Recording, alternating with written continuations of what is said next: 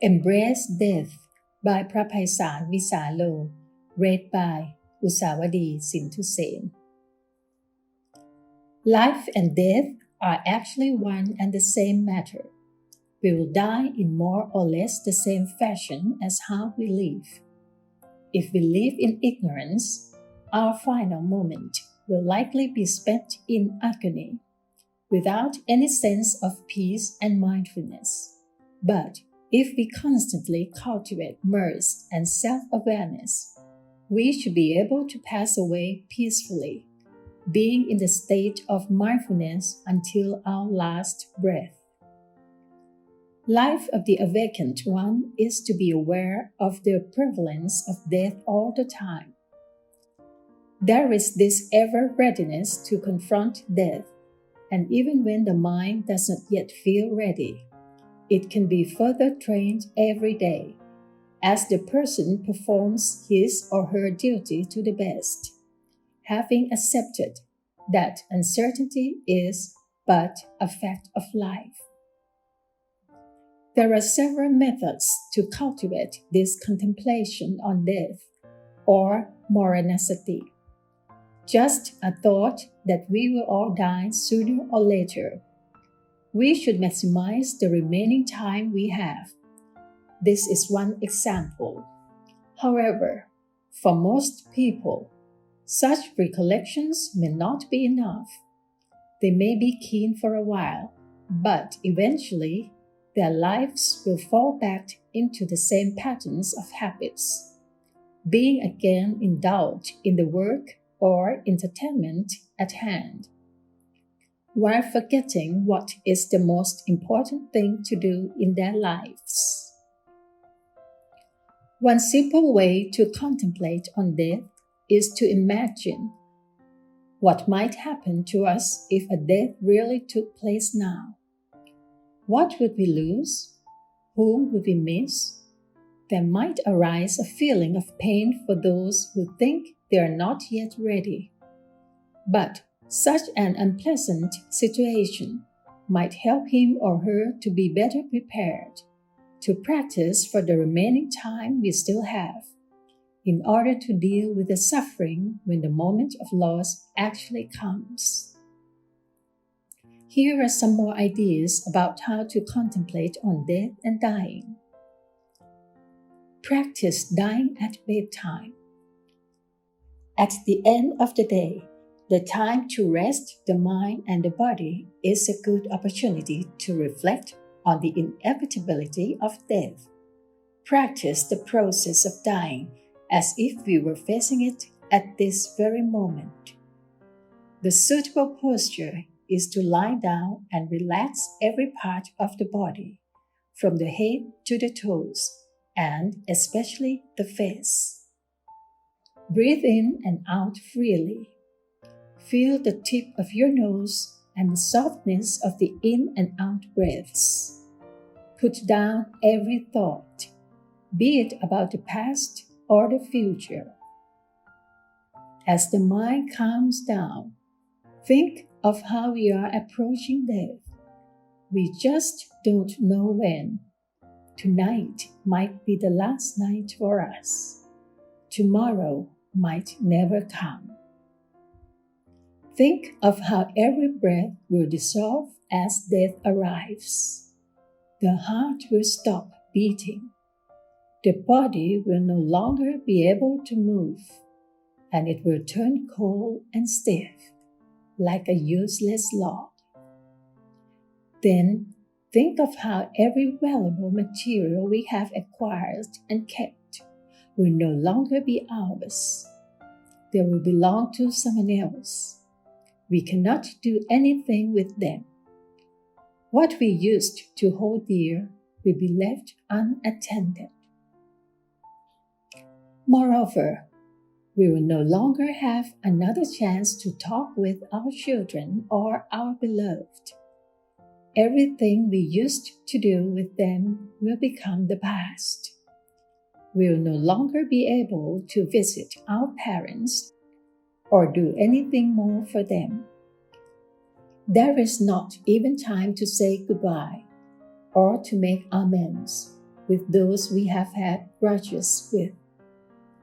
All the work has to be left behind too, even those that have not been finished. We can no longer make any further revision. However important that work is, it will have to be abandoned. The same with all the knowledge and experiences we have accumulated. They will all disappear with us. All the fame, power, and supporters will leave our hands. No matter how powerful we are, we cannot take any of these things with us. Do not expect that people will continue to praise us after we die. Even our name will be finally forgotten. As we reflect on this, observe our feelings. Do we worry, regret, or have an attachment to any of these? Are we ready to accept these losses? If not, what makes us still agitated? Such contemplation will help us realize that there are a few things that we should do but haven't yet done, or haven't done enough, as well as things that we still feel a strong attachment to. Such awareness will prompt us to do the important but often overlooked matters, as well as practicing the art of letting go. Contemplation on death on various occasions. In fact, one can contemplate on death any time during the day. When traveling by car or boat or plane, always be prepared. If there is something untoward happening in the next few seconds, how should we confront it? What would we think of first? Are we ready to give up everything we feel attached to at that point in time? When leaving the house, think if this could be our last trip and we may not be able to return to see our parents, beloved, or children again. Is there anything left that we may have regretted or not finishing them first? Are there any conflicts that we may wish we should have reconciled? Such awareness will urge us to try to treat our family better and not let certain issues to be resolved in the future, for such a day may never come. Reading newspapers, especially reports about accidents or disasters, is another opportune moment to contemplate on the uncertainty of life. Anything could happen without warning. People can die at any place and time. Try to think of how the same thing might happen to us too. Will we be able to confront it? Are we prepared to die? Attending a funeral service should also be the time to remind ourselves of the imminence of death. Once the deceased also walked and moved about like us. In the future, we would all have to lie down like him or her, not being able to take anything with us, except the effects of our good or bad deeds. The best Dharma teacher is the body in the coffin in front of us. He or she is trying to wake us up from indulgence and heedlessness in life. Whoever believes they still have a few more years to go will have to think again as they attend the funeral of a child or a teenager. Those engrossed in their power should realize that however big they may have been, everyone will end up being smaller than the coffin that would contain their body. Similarly, when visiting the sick person, we should remember that our body will one day be in similar condition. Again, the patient, especially the terminally ill, is like our Dharma teacher. Whatever their reactions, anxious, traumatic, desperate. They are teaching us how to prepare ourselves so that when our turn comes, we may not suffer as much as they do. The sick person who seems to be in peace and able to maintain his or her composure despite the apparent physical pain is also showing us examples on how we should likewise prepare ourselves, especially while we are still in good health. To keep our mind still in time of sickness is the same matter as to keep our mind still when facing death. So think of the period when we fall sick as an exercise to prepare ourselves for death. Sickness is like the first few lessons before we move on to the most difficult level. If we cannot deal with sickness, how then can we confront death? Reminders on death. We could apply anything we come across in our daily life to remind us about death. It depends on one's circumstances and creativity. Some Tibetan meditation masters would pour all the water from their personal glasses and put them with the bottom up next to their beds. They do this because they were not certain if they would be able to wake up and use the glass again on the following day. The ritual thus served like a reminder for the masters that death could come to them at any given time. Later, a Thai writer has learned about this story and applied it to herself. Every night before she goes to bed, she always makes sure that every dish has been washed thoroughly. So if she happened to die in her sleep, there would be no dirty dishes left as burdens for others, she said. A 55-year-old man used marbles as his death reminders. Each marble is equivalent to about a week of living. The man has calculated that if he were to reach the average lifespan, taken to be about 75 years old, he would have about 1,000 weeks left. So he bought 1,000 marbles and put them in a plastic box. Every week, he would take out one marble from the box. The diminishing amount of the marbles reminds him that his days are numbered. It reminds him of the approaching death, which enables him to choose to do the most important thing and not let himself drift away worrying over the inconsequential. Each person can choose different reminders from the sunrise and sunset, or the flower that comes out in a bud, blooms and finally withers away, or a leaf that springs from a tree branch and finally falls down to the ground. They remind us of the transience of life. Lord Buddha once suggested one should view life not unlike the foamy top of the waves, or as a dewdrop, a lighting flash.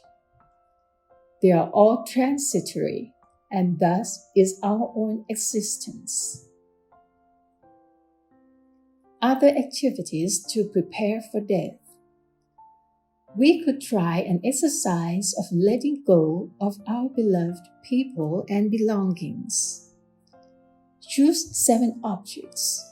They could be a person, a pet animal, or something we consider dear to us, and ask yourself, if we were forced to give up one thing, what would that thing be? Continue with each of the remaining 6 objects.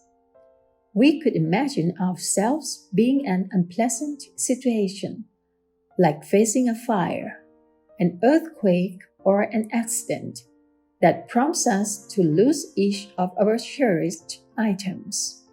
What would we choose to keep, and what to give up. Such an exercise will teach us how to let go. It will help us review our own sets of attachments to discover what we consider to be the most important in our lives. Some may find that they love or worry about their dogs more than their brothers and sisters. Others may be willing to give up everything, but not their favorite dog. Still others would choose their computer as the last item to give up. We may uncover something in our lives that we have not been aware of before, and then we could try to adapt to the changing circumstances. All this is crucial in the preparation for death, since ultimately we will have to lose everything, one way or the other. Actually, even when we are still alive, we are bound to lose certain things or people, and often without the ability to make a choice of what we would like to keep and what we would like to lose. Contemplation on death and dying. Here is an example of a prayer you can recite every night as a way to remind yourself of the transience of life. As you breathe in and breathe out, try to keep your mind in the calm and peaceful state. Imagine a picture of a beautiful flower. Then visualize how the same flower starts to wilt, losing each petal, one by one. How the once dazzling colors slowly fades away until the whole flower becomes eventually lifeless. Imagine a scenery of a beautiful landscape at dawn. How the whole sky is bathed in the first soft light of the day. Then think of the same place at noontide when the sun is at its fiercest. Time gradually tickles away until it is now dusk.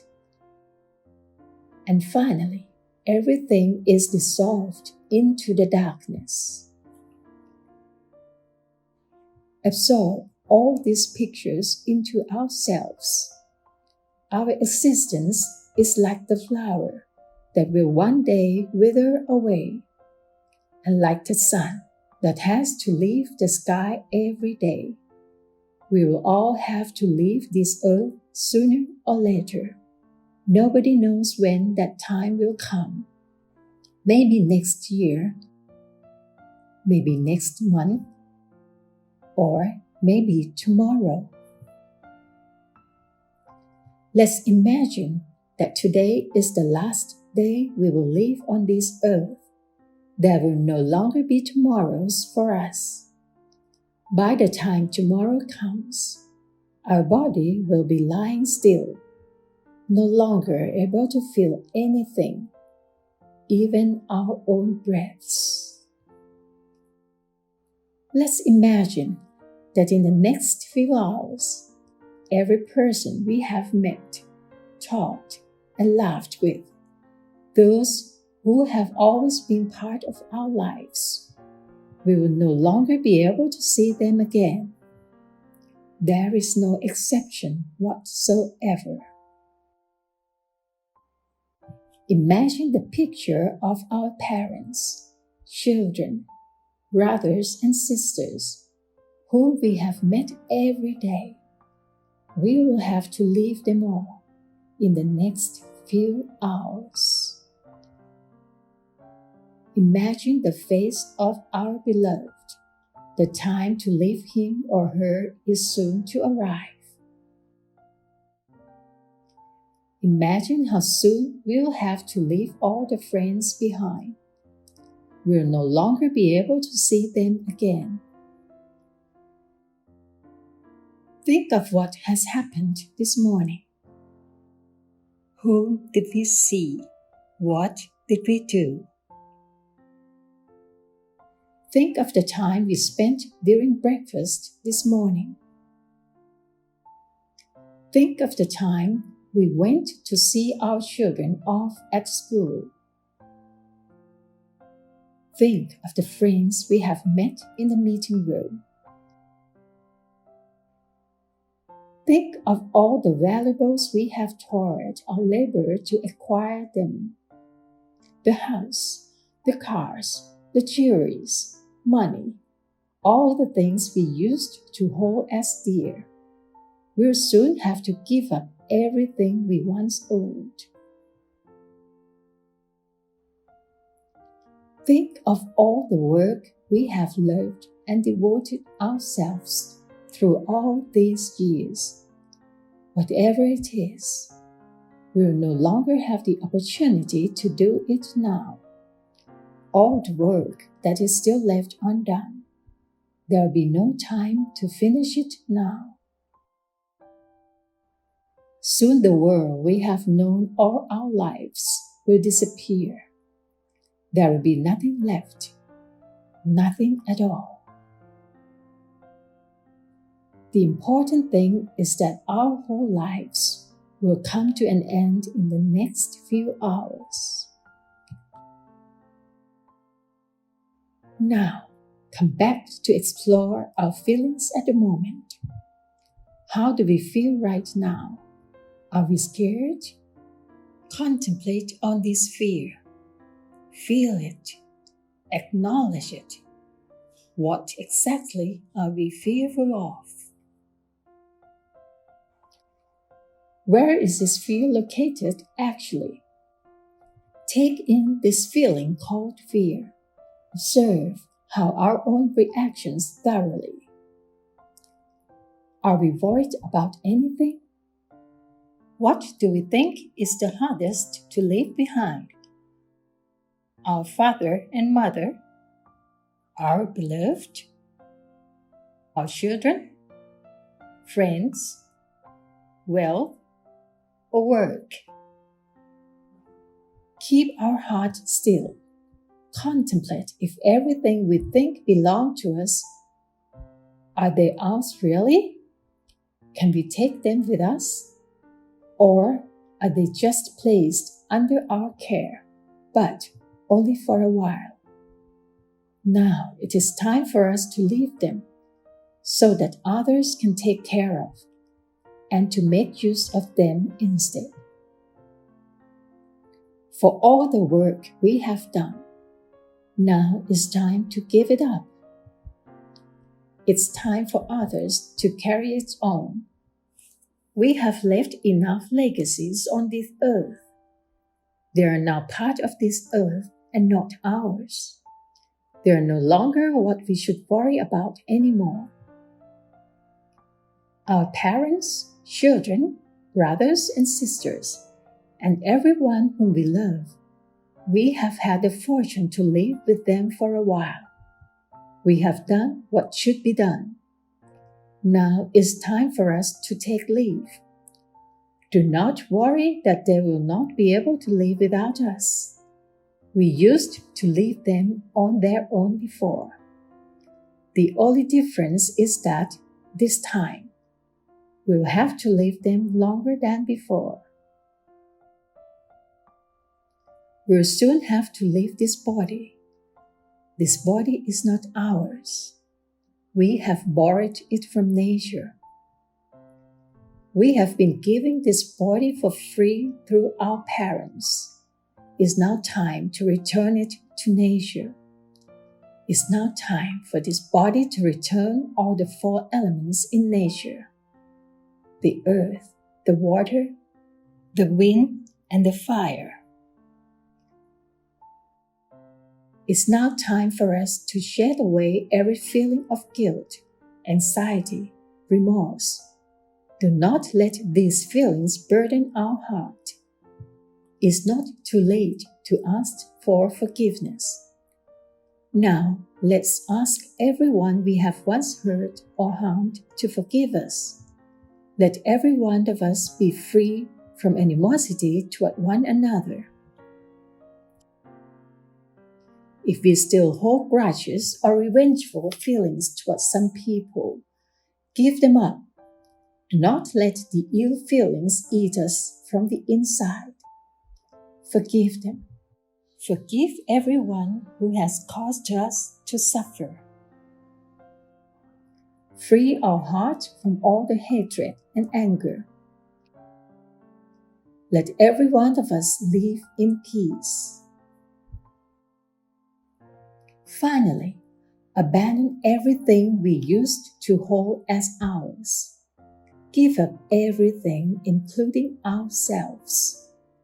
Actually, there is nothing can be thought of as ours, even this thing we called mine. They are not really ours. Give up every attachment to the notion of self. Do not anticipate about what will happen to us or in what form we will be reborn. Just remember that whatever that is will be another cause of suffering. There is nothing to grasp, to hold on to. Give up everything, be it the past or the future. Keep your mind in a state of peace, emptiness, and the bliss of complete freedom.